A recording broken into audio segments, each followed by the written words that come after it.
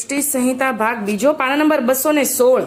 ઠાકોરજી અલગ અલગ લીલા ચરિત્ર બધાને દર્શન કરાવે છે, એનું કારણ કેમ એવું મોરારદાસ સેંદરડિયા ઠાકોરજી ગોપાલાલજીને પૂછી રહ્યા છે।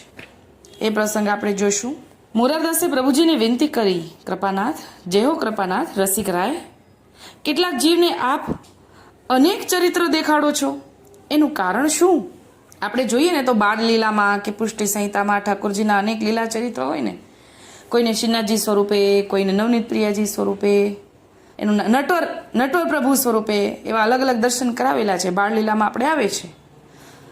અને કોઈને ગિરિરાજ ધારણ કરીને ગોપાલાલ દર્શન કરાવ્યા છે। તો આવું અલગ અલગ ચરિત્રો કેમ દેખાડે છે એવો પ્રશ્ન પૂછે છે મોરારદાસ। ત્યારે આપ શ્રી આજ્ઞા કરી, અરે મોરાર, સર્વ નામધારી વૈષ્ણવને અમારા સ્વરૂપમાં વિશ્વાસ ઉપજે, શરણું લીધું છે એ નામધારી છે, હજી તો શરૂઆત છે, એમને નામ નિવેદન થયું છે, પણ હજી ધીરે ધીરે સ્વરૂપ નિષ્ઠા હવે થશે। તો એટલે નામધારી વૈષ્ણવ કીધા કે એને અમારા સ્વરૂપમાં વિશ્વાસ ઉપજે। જેમ દ્વાપર યુગમાં વ્રજવાસી લોકને અનેક નાના મોટા ચરિત્રો દેખાડીને પોતાના સ્વરૂપમાં આસક્તિ કરાવી, જ્યારે કૃષ્ણ અવતારમાં કૃષ્ણ ભગવાને અલગ અલગ લીલા ચરિત્ર દેખાડ્યા હતા ને, વ્રજવાસીઓને ધીરે ધીરે એના સ્વરૂપમાં આસક્તિ વધતી ગઈ કે આ બાળક કોઈ સાધારણ નથી। ત્યારે વ્રજવાસી લોક સર્વ તે સ્વરૂપમાં આસક્ત થઈને રહ્યા, ત્યારે તેને પૂરણ સ્વરૂપની લીલાની અને રાસની પ્રાપ્તિના આનંદનું રસિક ફળ મળ્યું, તે જાણજો।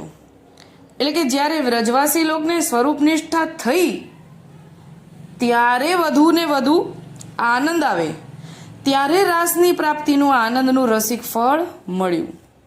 જ્યાં સુધી સ્વરૂપમાં આસક્તિ નથી, સ્વરૂપ નિષ્ઠા નથી, ત્યાં સુધી સ્વરૂપને ઓળખતા નથી, ત્યાં સુધી આપણે ભક્તિ કેવી રીતે કરી શકીએ? સ્વરૂપ ઉપર આસક્તિ કેવી રીતે થાય? સ્વરૂપની નિષ્ઠા થાય તો આસક્તિ થાય, પ્રેમ વધે, એમ ઠાકોરજી સમજાય। પછી ભક્તિનો આનંદ આવે, ત્યાં સુધી ન આવે, એમ અહીંયા વ્રજભક્તોના ઉદાહરણ પરથી સમજાવે છે। અમારા સ્વરૂપમાં વિશ્વાસ ઉપજે તો તે જાણે જે આ તો સાક્ષાત પુષ્ટિ પુરુષોત્તમ છે।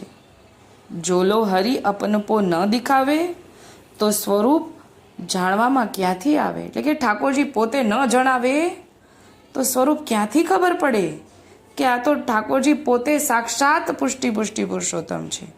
એટલા માટે હું દેખાડું છું, એમને સ્વરૂપ નિષ્ઠા કરાવવા માટે હું એમને લીલા કરીને બતાવું છું, એમ ઠાકોરજી અહીંયા મોરારદાસને નિમિત્ત બનાવીને આપણને સમજાવે છે। ભગવદી જનને જેવું દેખ્યું એવું વર્ણવી બતાવ્યું, જેથી તેમાં દ્રઢ વિશ્વાસ ઉપજે। ત્યારે અમારામાં અને અમારી સૃષ્ટિના નિકટવર્તી તાદર્શી ભગવદીમાં પ્રીતિ ઉત્પન્ન થાય છે। એટલે કે આપણે જે ધોળપદ અષ્ટસખા પ્રગટ કર્યું, જેમણે જેમણે ઠાકોરજીએ ચરવિતોગાર દ્રષ્ટિદાન દ્વારા અલૌકિક દ્રષ્ટિ આપી અને જે પ્રગટ થયું એનો અહીંયા ઉલ્લેખ છે કે ભગવદી જને જેવું દેખ્યું એવું વર્ણવી બતાવ્યું। એટલે કે પહેલા ઠાકોરજીએ એમના અંતરંગને દર્શન કરાવ્યા અને પછી એ વર્ણન કરાવ્યું, જેના વર્ણન દ્વારા આપણને તાદર્શી જીવો પર, તાદર્શી ભગવદી પર ભર બેસે, એવું અહીંયા સમજાવે છે કે તેથી તેમાં દ્રઢ વિશ્વાસ ઉપજે। ત્યારે અમારામાં અને અમારી સૃષ્ટિના નિકટવર્તી તાદર્શી ભગવદીમાં પ્રીતિ ઉત્પન્ન થાય છે। જે પુષ્ટિ સિદ્ધ છે એના હૃદય કમળમાં સદા સર્વદા હું બિરાજું છું। એટલે કે તાદર્શી ભગવદીમાં ઠાકોરજી અહર્નિશ બિરાજે છે, પ્રગટ સ્વરૂપે બિરાજે છે। જેમ કાષ્ટમાં અગ્નિ છે તેમ સમજો, એટલે કે જેમ લાકડાની અંદર અગ્નિ તો છે, ખાલી પ્રજ્વલિત નથી થયું, બાકી છે તો ખરું જ, અગ્નિ તો છે જ, એવી રીતે સમજો। જે સમયે મારા વિશે જેવી ભાવના કરે તેવો મનોરથ મારા સ્વરૂપમાં હું સિદ્ધ કરું છું। એટલે કે જેવું સ્વરૂપની અંદર જેવો મનોરથ થાય એવો મનોરથ મારા સ્વરૂપમાં સિદ્ધ કરું છું। જેવી ભાવના, જેની ભાવના એવા એને દર્શન થાય છે। જે સમયે જેવી ભાવના એ અમારી મનોરથ સૃષ્ટિ છે, એક ક્ષણ મનોરથ વિના રહી શકતી નથી। એટલે અમારી મનોરથ સૃષ્ટિ એક ક્ષણ પણ મનોરથ વગર રહી નથી શકતી। આટલા બધા તાદર્શી ભગવદીઓ બિરાજતા હોય, કોઈના મનમાં કોઈ મનોરથ ચાલતો હોય, કોઈના મનમાં ગિરિરાજ ચરણ ધરણની લીલા ચાલતી હોય, કોઈના મનમાં ઠાકોરજીએ ગિણિયાવેલને પાટું માર્યું એ જ લીલા ચાલતી હોય। એટલે સદાય મનોરથ વગર તો મારી સૃષ્ટિ ચાલતી જ નથી. સદાય મનોરથ ચાલ્યા જ કરે છે ભગવદીના હૃદયમાં. અલગ અલગ ભગવદીના હૃદયમાં અલગ અલગ લીલા ચાલે છે. તેને તો સ્વરૂપ નિષ્ઠા થઈ ગઈ છે. તે મારી પ્રીતિપાત્ર છે, નિરસ નથી. ભગવદીઓને તો સ્વરૂપ નિષ્ઠા થઈ ગઈ છે એટલે કે હૃદયમાં અવર્નિશ હું બિરાજું છું, રમણ કરું છું અને તે હૃદયમાં લીલા કરું છું. જેવી ભગવદી ભાવના કરે એવી લીલા કરું છું. એ પ્રીતિપાત્ર છે, નિરસ નથી. એટલે કે રસિયા છે. આપણે ધોળમાં આવે છે ને રસિયા જનનો રાણો, એટલે કે ભગવદી તો નિરસ નથી, રસવાળા છે, રસથી ભરપૂર છે. એવું દાન તો તાદર્શી ભગવદીની કૃપાથી તેના સંગમાં રહે તો નિશ્ચય થાય. એટલે કે હવે આવું દાન તો તાદર્શી ભગવદીના સંગમાં રહીએ તો થાય, નિશ્ચય થાય. અમને ફલ સ્વરૂપ કરીને જ માને તો અમારા સંબંધથી ફલ ફલિત થાય છે. તાદર્શી ભગવદી દ્વારા ઠાકોરજીને ફલ સ્વરૂપ માનીએ, ફલ સ્વરૂપ કરીને માને તો જ બધું ફલિત થાય. અને લીલા ચરિત્રનું જ્ઞાન અને ભગવદીના સંગનું દાન નિશ્ચય થાય છે. ભગવદીના સંગે રહીએ તો બધું આગળ ધીરે ધીરે પ્રાપ્તિ થાય.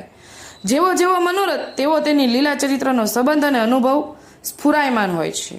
એટલે કે બધાના મનમાં જેના મનમાં જેવું જે કોઈ જેવું મનમાં જાય તેને તેવું દર્શન થાય. એવું આપણને આકલમાં કીધું ને એવું કીધું કે જેવો મનોરથ એવો લીલા ચરિત્ર સંબંધ અને અનુભવ સ્ફુરાયમાન હોય છે. લીલા ચરિત્રનું જ્ઞાન જે જીવને થયું એ નિશ્ચય અમારો થયો તેમ જાણવું. તે માટે અનેકવિધ લીલા ચરિત્ર પ્રગટ કરીને દેખાડીએ છીએ. ત્યારે મોરારદાસે દંડવટ કરી જે એમ કહીને રાજના ચરણ સ્પર્શ કર્યા. આપણે પણ ઠાકોરજીના ચરણમાં દંડવટ કરીએ અને ઠાકોરજી આપણને એમ સમજાવે છે કે જેના હૃદયમાં જેવો ભાવ છે એવો જ હું એને દર્શન કરાવું ત્યારે અમારા સ્વરૂપમાં સ્વરૂપ નિષ્ઠા થાય અને આ શક્તિ વધે તો